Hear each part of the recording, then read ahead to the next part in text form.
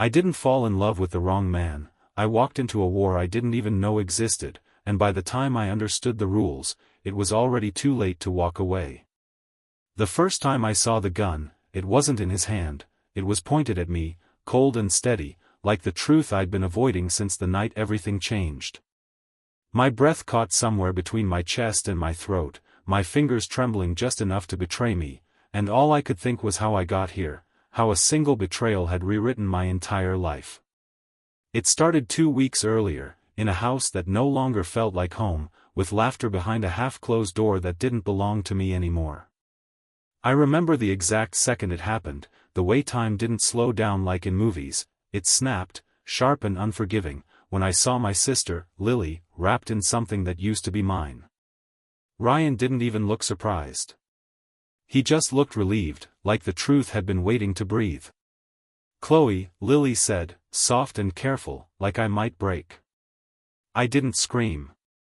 I didn't cry. I just stood there, feeling something inside me go completely still. Not shattered. Not broken. Just, gone. I walked out without a word, grabbed my keys, and drove until the city lights blurred into something unrecognizable. The rain started somewhere along the freeway, tapping against my windshield like it was trying to get my attention, but I ignored it, pressing harder on the gas like distance could erase what I'd seen.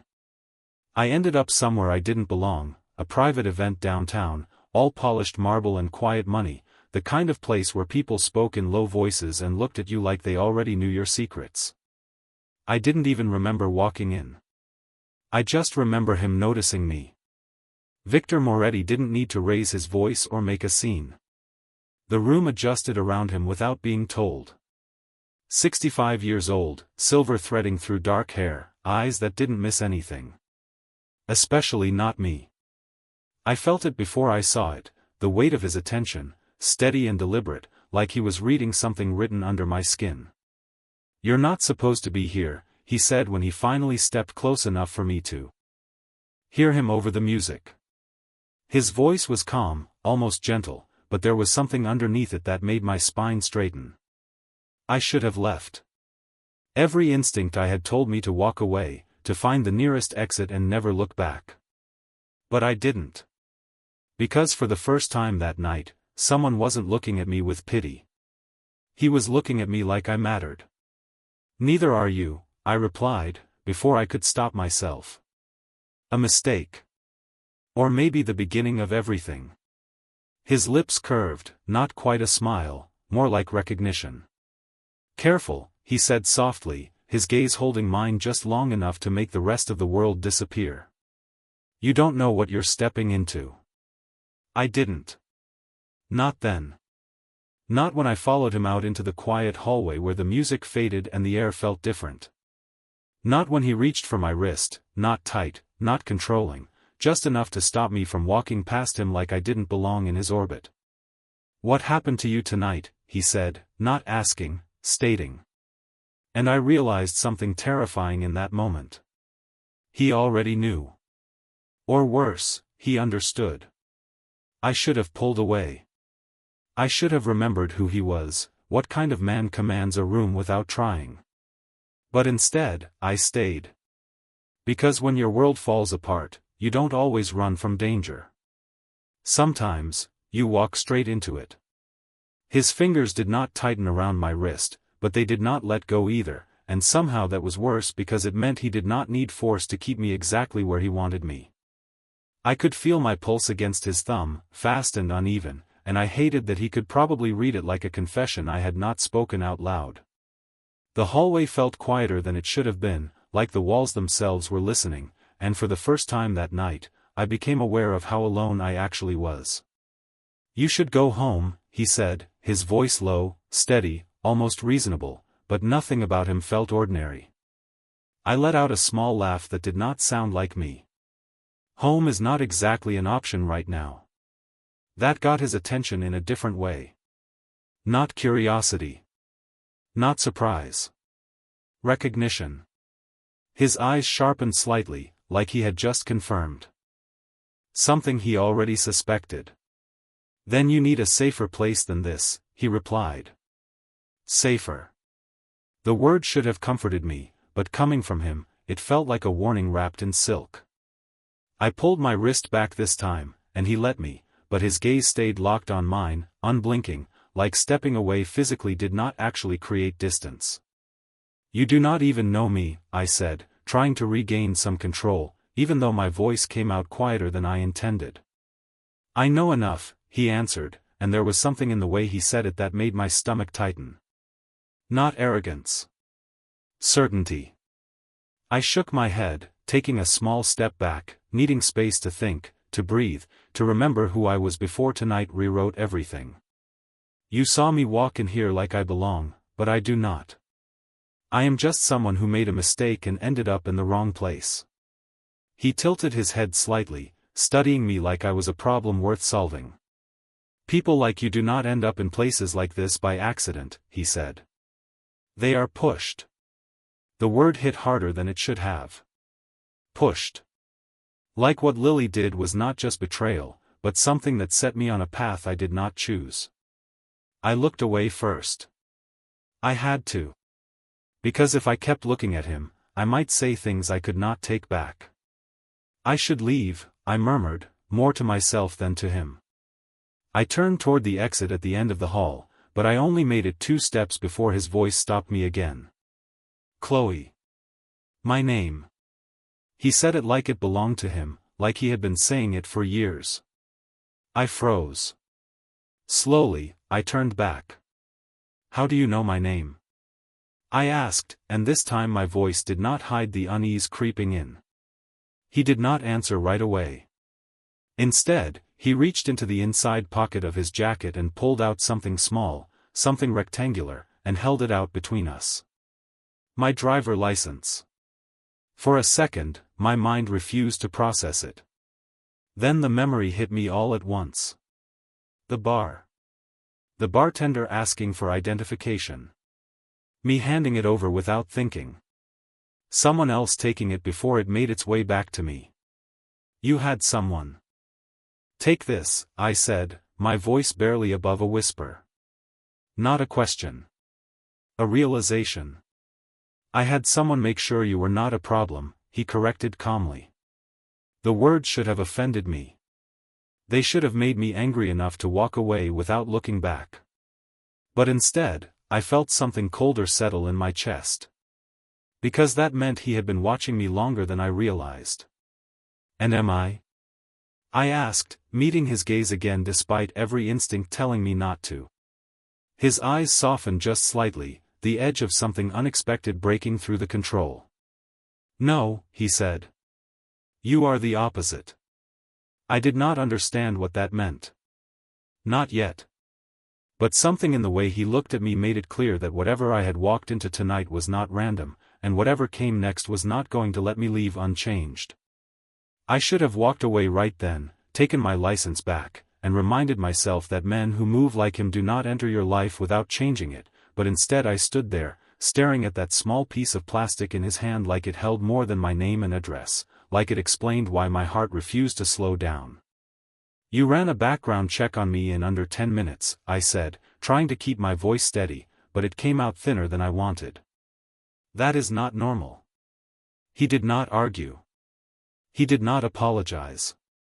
He simply stepped closer, closing the distance I had created as if it had never existed in the first place.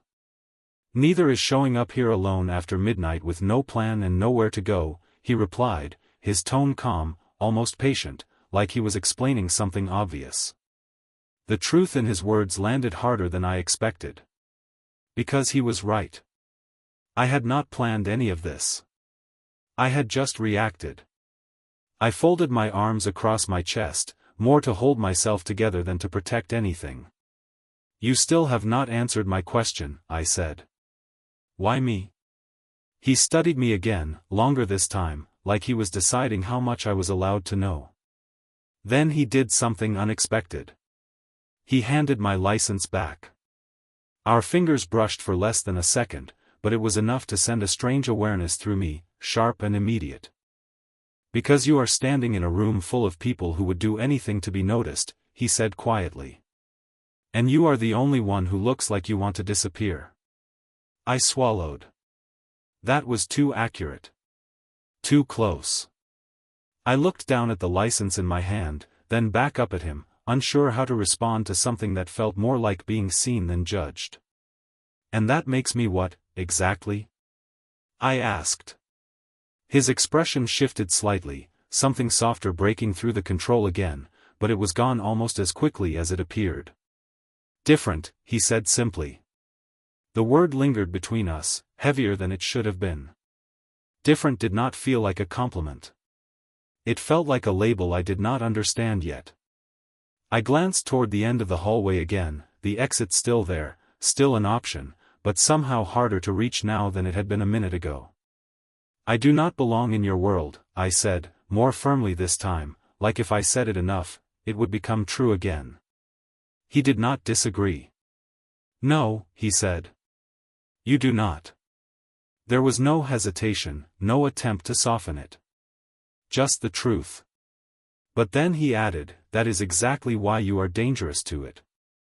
I blinked, caught off guard. Dangerous? I repeated, almost laughing at the idea. I just got cheated on by my sister and ended up here by accident. I am not dangerous to anyone. His gaze did not waver. That is what makes you dangerous, he said. You have nothing tying you down right now. No loyalty. No expectation. People like that make unpredictable choices. I did not like how much that made sense. Or how much it sounded like him analyzing me instead of talking to me. You talk about people like they are pieces on a board, I said. Maybe I do not want to be part of your game. Something in his expression darkened slightly, not in anger, but in recognition. You already are, he replied. The certainty in his voice sent a quiet chill through me. Not fear. Not exactly. Something deeper. Like a door had just closed somewhere behind me and I had not even heard it happen. I took a slow breath, forcing myself to think clearly for the first time since I walked into this building. Then tell me something honest, I said. If I walk out that door right now, does any of this follow me? For the first time since I met him, Victor did not answer immediately. His eyes held mine, searching, measuring, deciding. And in that silence, I realized something that made my chest tighten. I was not sure which answer I wanted more. Finally, he spoke, his voice quieter than before, but somehow more serious. That depends, he said. On whether they already know you were here. The question did not feel hypothetical, and that was what made my chest tighten, because something in the way he said it told me this was not about possibility, it was about timing, and I suddenly became very aware of how exposed I might already be without even realizing it. They? I repeated, my voice quieter now, the word catching somewhere between confusion and unease. He did not look surprised that I asked. If anything, he looked like he had expected it. The people who were not meant to be overheard tonight, he said calmly, like he was talking about something ordinary, but nothing about this felt ordinary anymore. My mind raced back to the main room, to the conversations I had not paid attention to, the quiet corners, the men who spoke in low voices like their words carried weight. I had not been listening. I had not been looking. But now I wondered if that mattered. I did not hear anything, I said quickly, the words coming out faster than I intended, like saying it would make it true in a way that mattered. His eyes did not change. It does not always matter what you heard, he replied. Sometimes it is enough that you were there. That made something cold settle deep in my stomach. Because that meant this was bigger than a misunderstanding. Bigger than a wrong place at the wrong time. I took a step back without thinking, needing space again, but this time it felt different, like the hallway itself had shifted, like the exit was no longer just a door but a decision I did not fully understand. You are telling me that walking into a party could put me in danger, I said, trying to make sense of it, trying to ground it in something logical. I am telling you that not every room is meant for everyone, he answered, his voice steady, controlled, but there was something underneath it now, something closer to warning than observation. I exhaled slowly, running a hand through my hair, trying to push away the weight building in my chest. This was insane. I had come here to escape one problem, and somehow I had stepped into something that made my old life look simple. Then why are you still talking to me? I asked, meeting his gaze again, because that was the part that did not make sense. If I was a risk, if I did not belong, then why had he not just let me walk out and forget any of this happened? His answer came without hesitation. Because now I know you are involved. The word involved landed heavier than anything else he had said. It sounded permanent. It sounded like something that did not go away just because I wanted it to. I shook my head slightly, disbelief mixing with frustration. I am not involved in anything, I said. I walked in, I stayed for a few minutes, and I am leaving. That is it. He watched me carefully, like he was measuring whether I believed that myself. That would have been true, he said quietly, if no one noticed you. My breath caught. And did they? I asked, almost afraid to hear the answer. He did not respond right away, and that silence told me more than words could. Because Victor Moretti did not hesitate without a reason. When he finally spoke, his voice was lower, more deliberate. You dropped something when you came in, he said. I frowned, confused. What are you talking about?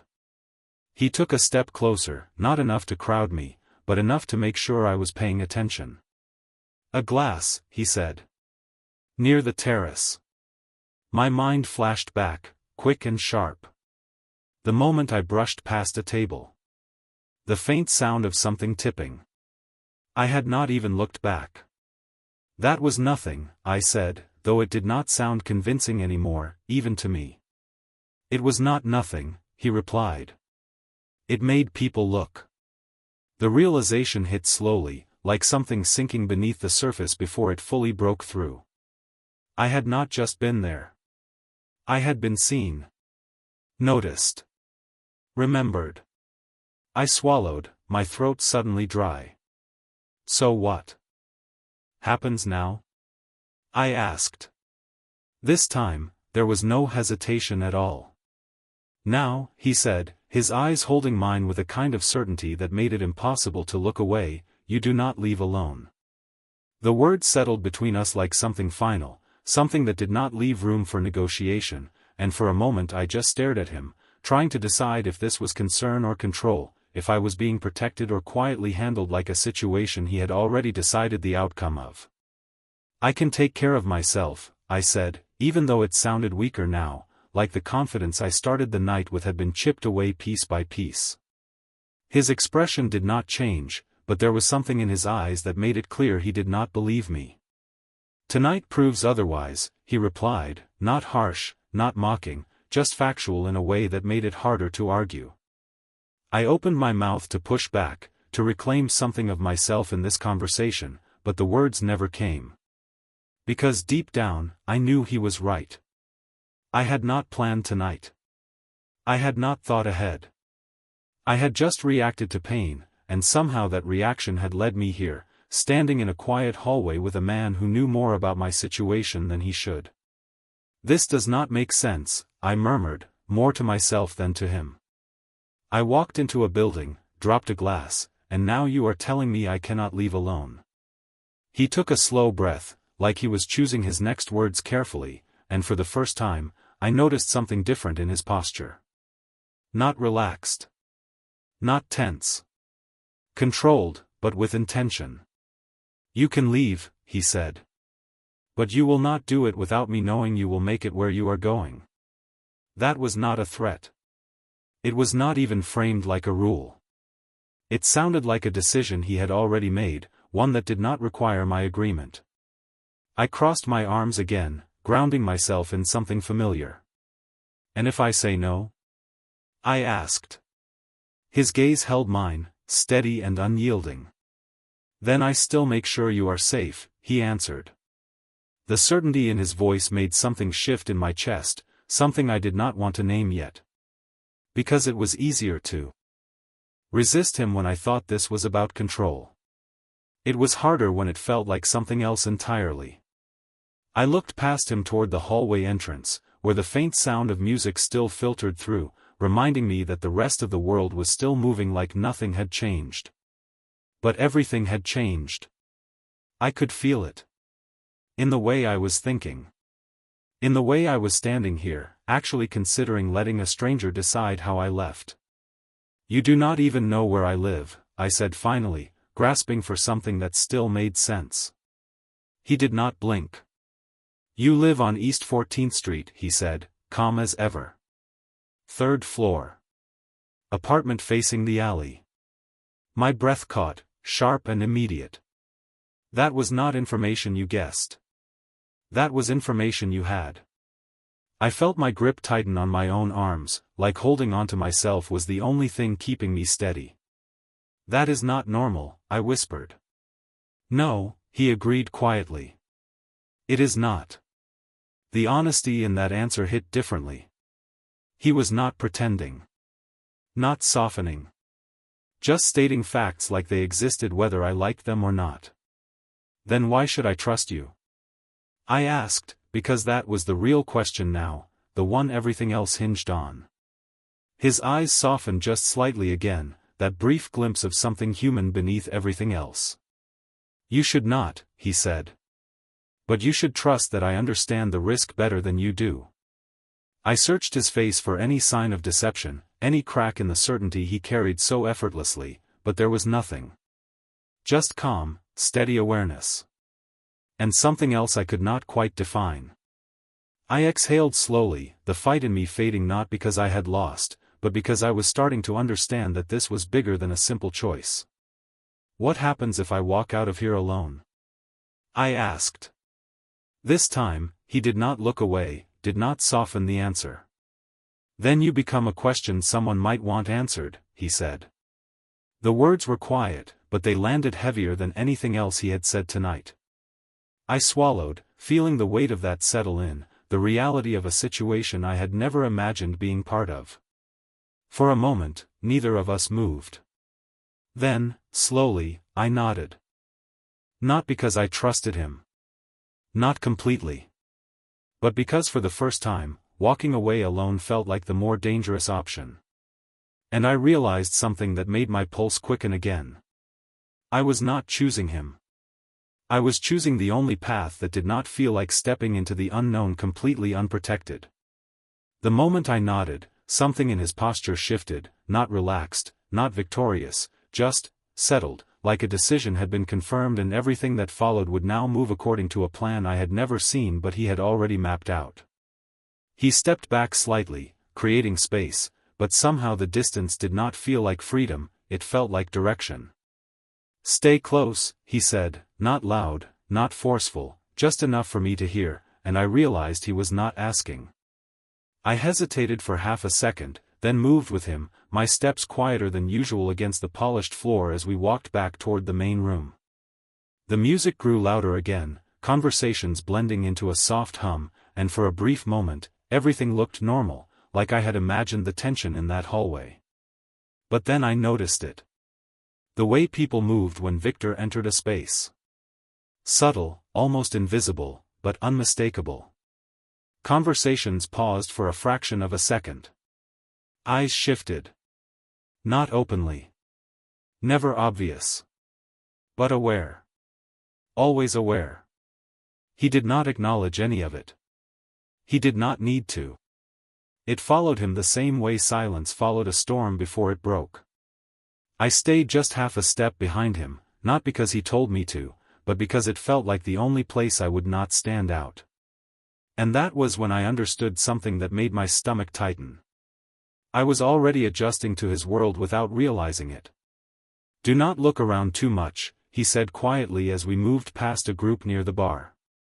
"It makes people curious." I swallowed, forcing my gaze forward, even though every instinct told me to scan the room, to figure out who might be watching, who might remember me. "You are making this sound like I walked into something dangerous," I murmured under my breath. "You did," he replied without hesitation. The simplicity of that answer made it harder to ignore. We reached the exit. Faster than I expected, a set of glass doors leading out to the quiet street beyond. The city lights reflected off the surface, distorting everything just enough to feel unreal. For a second, I paused, my reflection staring back at me, and I barely recognized the girl standing there. Not because I looked different. Because something inside me already had. Chloe. His voice pulled me back. I turned, meeting his gaze again, and for the first time since this started, I noticed something else in his expression. Not just control. Not just awareness. Something closer to concern, but sharper, more deliberate. When we step outside, you do not stop, he said. You do not turn back. You get in the car. What car? I asked automatically, even though part of me already knew the answer. He did not respond. He just pushed the door open. The night air hit me immediately, cooler than I expected, carrying the distant sound of traffic and the faint hum of the city that never really sleeps. A black sedan waited at the curb, engine running, headlights casting a steady glow across the pavement. It looked ordinary. Too ordinary. Like it was meant to blend in rather than stand out. The driver stepped out the moment he saw us, opening the back door without a word. No hesitation. No question. Just precision. I stopped for a fraction of a second, my instincts flaring again, reminding me that this was not my life, not my routine, not something I should be stepping into so easily. Victor noticed. Of course he did. If you walk away now, he said quietly, close enough that only I could hear, you are alone with everything we just discussed. I exhaled slowly, the weight of that settling in again, pressing against the last bit of resistance I had left. This was the line. The moment where I either stepped back into the life I knew, with all its broken pieces, or forward into something I did not understand at all. I looked at the car. Then at him. And for reasons I could not fully explain yet, I made a choice that felt both wrong and inevitable at the same time. I stepped inside. The door closed behind me with a soft, final sound, and as the car began to move, I realized something that made my pulse quicken all over again. I had not just left the building. I had crossed into something I could not simply walk back out of.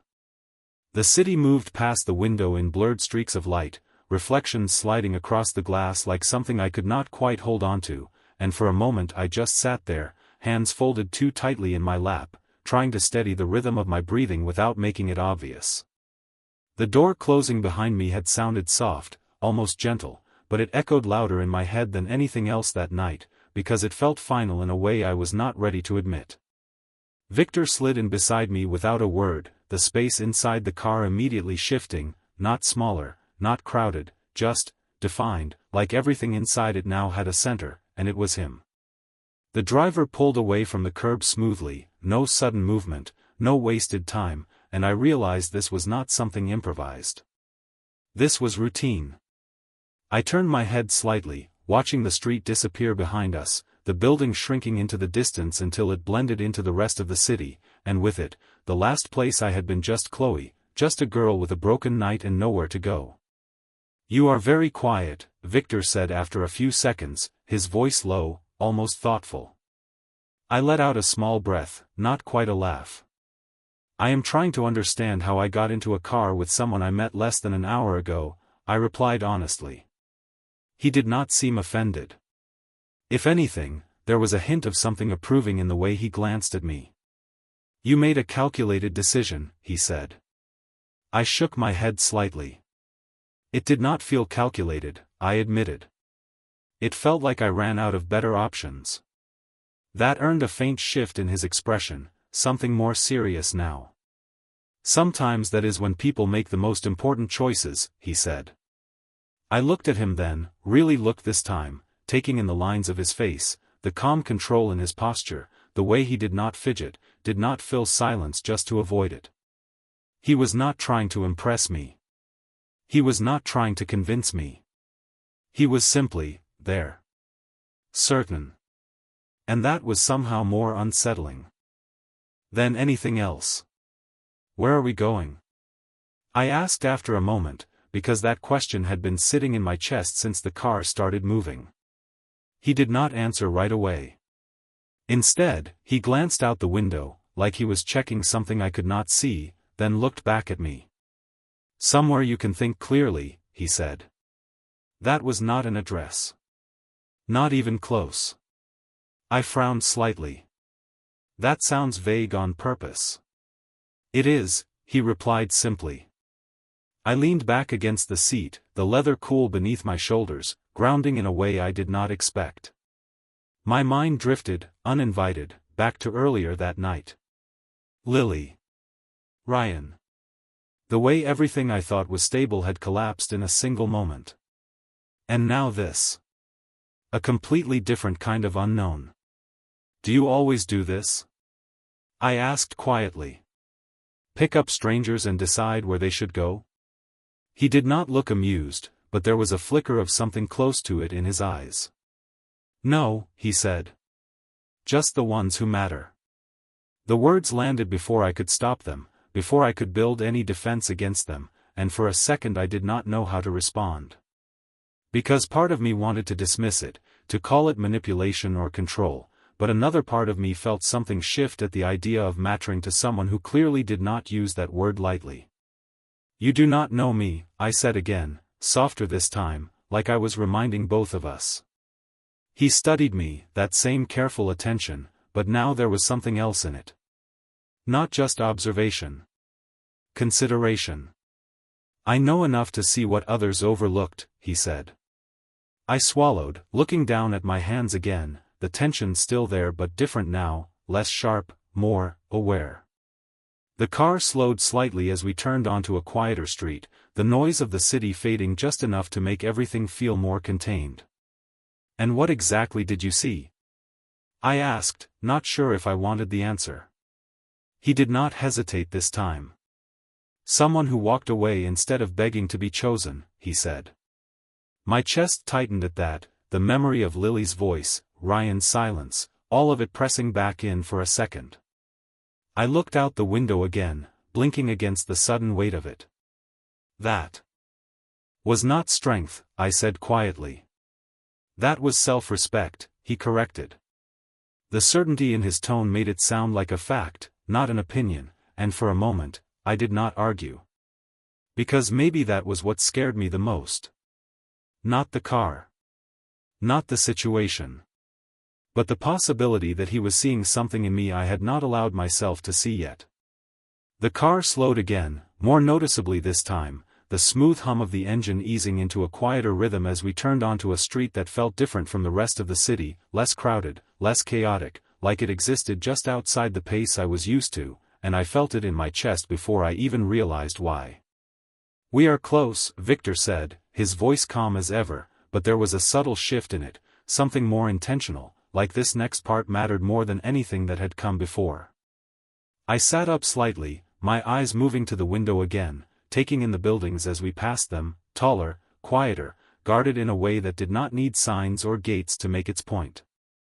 The car came to a smooth stop in front of a building that did not announce itself, no bright lights, no visible name, just dark glass and clean lines that reflected the street back at itself. Private. Controlled.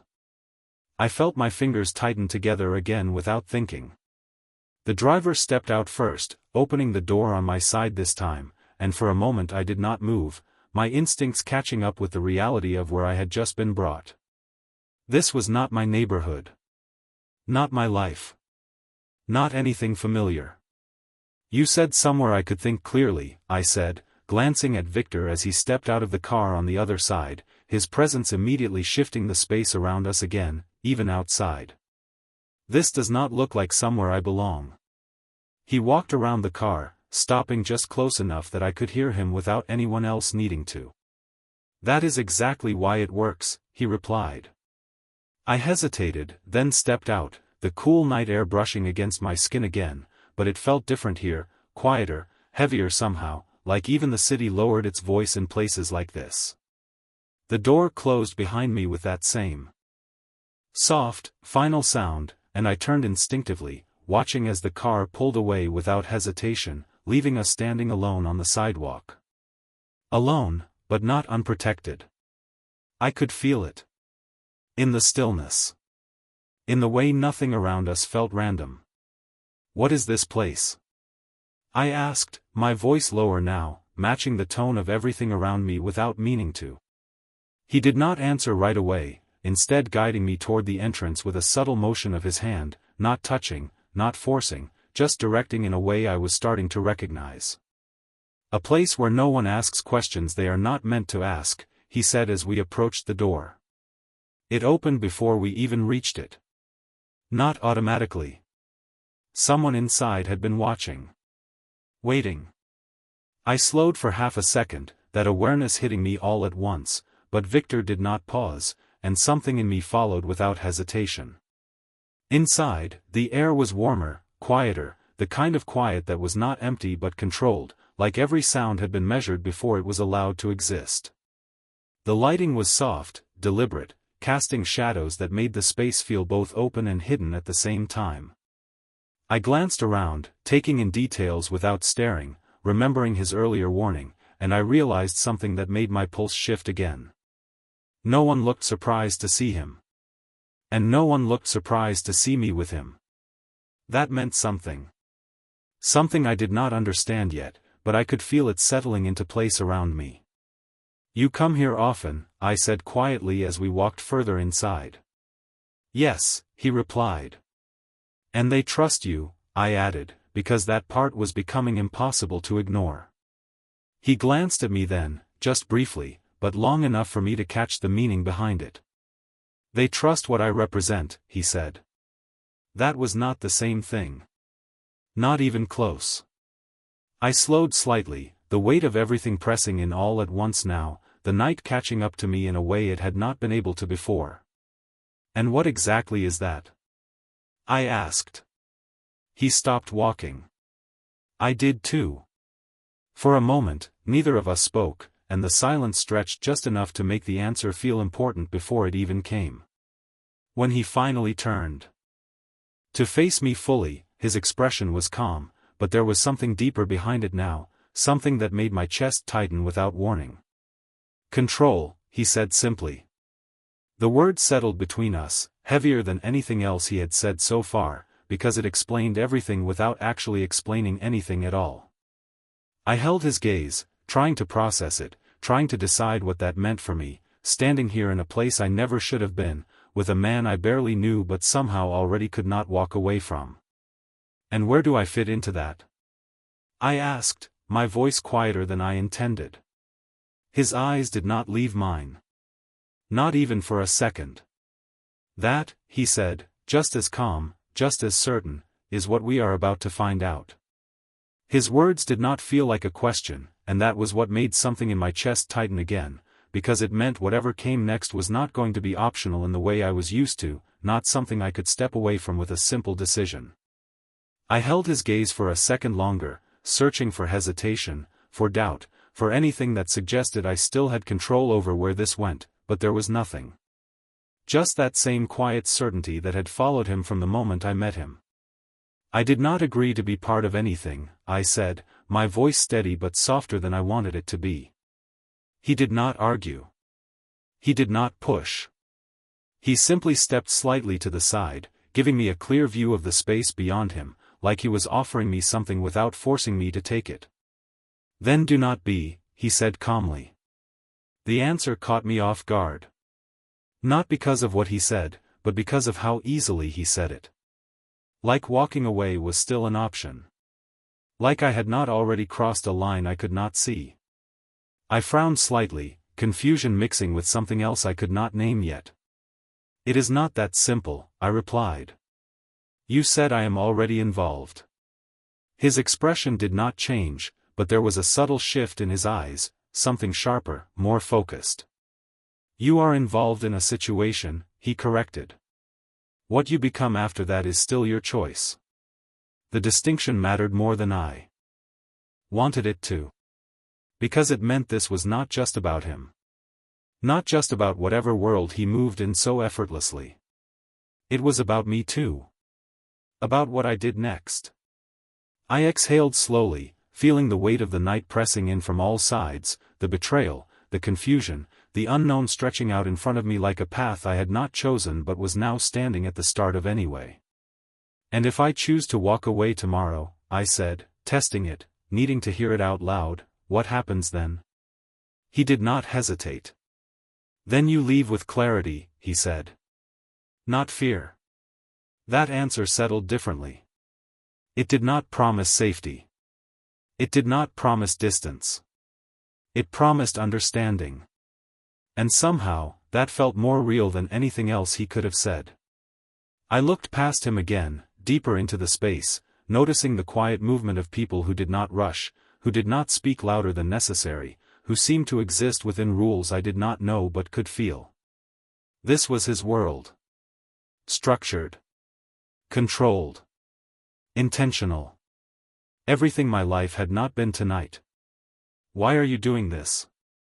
I asked, finally voicing the question that had been building since the car, since the hallway, since the moment he said my name like it belonged to him. "You could have let me walk out of that building and never seen me again." His gaze held mine, steady, unflinching, and for a brief second, something real passed through it, something not calculated, not strategic. Honest. "Because you did not beg to stay where you were not valued," he said quietly. The words hit harder than anything else he had said, not because they were dramatic, but because they were true in a way I had not fully faced yet. I swallowed, my throat tightening slightly, the memory of Lily's voice echoing faintly in the back of my mind. "That does not make me special," I said. "No," he agreed. "It makes you dangerous to the wrong people and valuable to the right ones." I let out a breath I did not realize I had been holding, my thoughts shifting again, rearranging around a reality I was only just beginning to understand. This was not about being saved. Not about being chosen in the way I had been before. This was something else entirely. Something that did not depend on me being needed, but on me being seen. I looked back at him, really looked this time, past the control, past the power, searching for the line I had not crossed yet. "And which one are you?" I asked quietly. The question lingered between us, heavier than it should have been. He did not answer immediately, and for the first time, the silence felt different, not controlled, not measured, but deliberate. When he finally spoke, his voice was lower, more certain than anything else that night. "That," he said, holding my gaze like there was no one else in the room, "depends on what you decide to become." The words settled into me slowly, like something unfolding instead of ending, and in that moment, I understood something that changed everything. I had not just walked into his world.